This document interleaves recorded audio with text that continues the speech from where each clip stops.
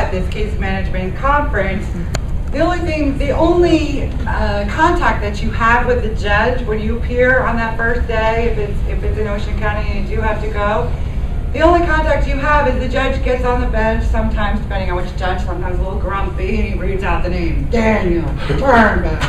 That's it. You just say, "Here, Your Honor." And then you fill out the case management order, you submit it to the judge, it gets stamped, filed, and then you leave for the day. This morning I went on case management conference, I saw Vince there and Jay, and it depends on how many cases you have on that morning, but you could be out of there in an hour. One thing to that is that in litigation, you want to think sometimes of anger or mental problems or resistance or domestic violence, but what you want to look at is the attorneys. That doesn't mean you have to go because you started with litigation. Look, I like Big Papa sometimes because all of a sudden my client comes in and says, "Oh, my mate has, cooperated." "Oh, why?" "Oh, because we went, listen, you're going to get that in." And then they can work very nicely together, and litigation turns out to be a nice mix. It's like Jay said, the courts don't want you to take your case to trial. So now the courts focus on how do we get these cases to mediate. So your next court appearance, same thing, go into the court, they call your name, you say, "Your Honor, here, plaintiff, defendant." They send you out to early settlement panel. Early settlement panel are attorneys that you donate, you volunteer your time, you go to the court, and both parties will go into a room at the courthouse. It's tough sometimes to find a room, but you go into a room in the courthouse and you meet during the early settlement panel and you talk to some neutral attorney that's going to hear the plaintiff side and the defendant side, and you're going to say, you're going to use your case information statements. That's why I colored it in pink, because it is one of the most important things you have. So when everybody comes in my office, they say, "Oh no, I don't want to fill this out." It's so important. So when you go before the economic early settlement panel, you're going to take your case information statements. If Jay was going to be the panelist, I'd say, "Jay, I have this family. We have 3 kids. They're all under the age of 12. One party's working, one party isn't working. This is the husband's income. This is the wife's income. This is our position." After hearing both sides, the panelist would say, "Well, this is my recommendation, and this is how I think you need to settle your case on all issues, alimony, child support." Any issues that the parties are stuck with when you get to the early settlement panel, that's what you put before the panelist. Now, you might get a panelist, again, you say you got to choose the right attorney. Well, whoever is listed on the panel that day may not necessarily get your case. They may not hear both sides. So if you're not satisfied at the early settlement panel, you report back, the attorneys report back to the judge. The parties do not have to speak to the judge. The attorneys report back to the judge and say, "Well, we still have this, we got a lot of it resolved, but we have one more thing that's a sticking point." And then we tell the judge, "Well, we need to go to economic mediation." Economic mediation, I have to say that if we can't settle the cases at the early settlement panel, 99.9% settle at economic mediation, because the courts are driving you now to mediate. So you go to an economic mediator, there's a list of people that you can choose from. Both attorneys choose the economic mediator. So if Vince was on the other side of the case and I was on the other side, and we wanted to choose Jay to be our economic mediator because we know that Jay works the same way as we do, thinks the same way as we do, and that our clients are going to get a good result, we can pick Jay. So then what we would do is set up, the court writes out an order that on this day you're going to go do economic mediation. This is where we talk about people, if you can't get the people to roll their wheels to keep moving forward. They pick a day, we call up Jay, Jay sends out an agreement. We go to Jay's office, we sit down, we tell him again, this is our side of the story, this is where our sticking point is. We play with the numbers, because as we're saying before, in family law there is no necessarily right answer. There's case law that says X, and there's case law that says Y.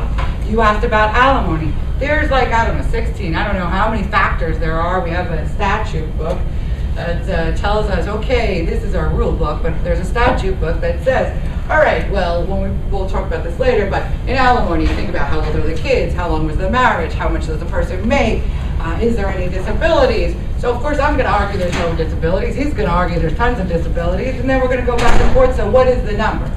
So in economic mediation, the mediator will sometimes meet with everybody in a room, or they'll say, you know what, these two people are just fueling each other's fire. So the attorney and one spouse will sit out in the waiting room, and then the other people will come in. And then it's the economic mediator's job, and this is why you need to have someone that is mediation friendly, is to not fuel the fire and to learn how am I going to communicate with these people to bring them together. So then if economic mediation does not work, then you go back to the court, and normally they'll tell you to try again, and they'll tell you to mediate again. And then you'll get a trial date, and everyone says, oh no, it's a trial. Not necessarily, because we call them soft trial dates. So you go to the court, and they say, well, try to mediate this again. So the whole goal, and when you show up at your early settlement panel at court, the judge has a whole spiel. He says, okay, all the attorneys can leave.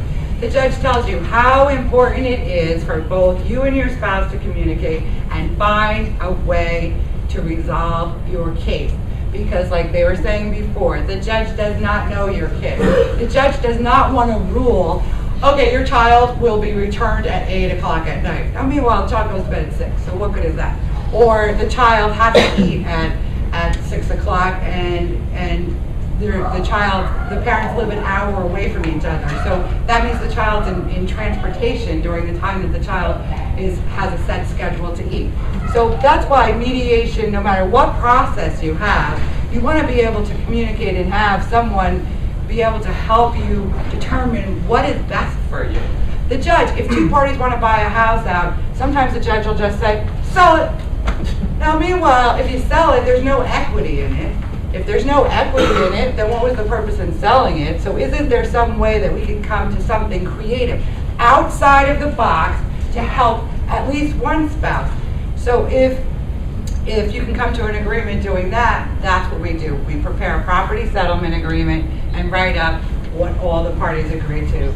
And the judge will not even rule, just like in mediation, the judge doesn't rule whether your property settlement agreement is good or bad. The judge, all he wants to know is whether the parties entered into their property settlement agreement voluntarily, knowingly, and there's certain questions that we have to ask on the rest. Very quickly comment on that. An arbitrator is a very, very expensive process.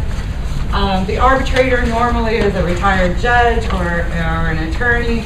The good cases for arbitration is normally we have something where there may be a cash business, and you really can't go to the courts and start talking about cash business because the judge has a duty to report you. So what you do, arbitration is basically you pay for, both parties pay for an attorney, they also pay for the arbitrator. That's why it becomes very expensive. It's binding arbitration, the arbitrator makes the decision on your case, but it is a trial before an arbitrator. There, for the case information statement, people say, well, what about how much are the dishes? How much is this? How much, how do we do that? We don't go and value everything because as Jay and Vince were saying, is that for distribution of property, if you start doing a lot of appraisals and values, it starts costing more and more and more money. So what we do is go up the case information statement and say, okay, well, we have a 401k for maybe $100,000. We have something else that's similar in value, and then you do offset. What equitable distribution is, like I said, not dollar for dollar, it's trying to equal it out. Sometimes someone has something that's a collectible that's probably maybe not worth anything, but it's worth a lot to that person. So sometimes they'll trade off something else. We can advise them, this is your right to trade it or not trade it, but if this depends on the attorney, 15, 20 pages of all the things in your marriage that they address in a property settlement agreement, including like who's going to take deductions on your tax return.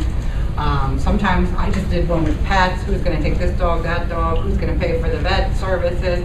We put what you try to do in a property settlement agreement, just like your case information statement is the most important thing. Everything on your case information statement is going to go into your property settlement agreement. Once everybody agrees on everything, goes into your property settlement agreement. If you don't have everything that you possibly can think of in that property settlement agreement, then I call it, it's post-judgment hell. And what post-judgment hell is if you're left out child custody, well, who's going to be the residential custodian? If you leave that out and you start fighting later that you might have shared custody, 4 days with dad, 3 days with mom.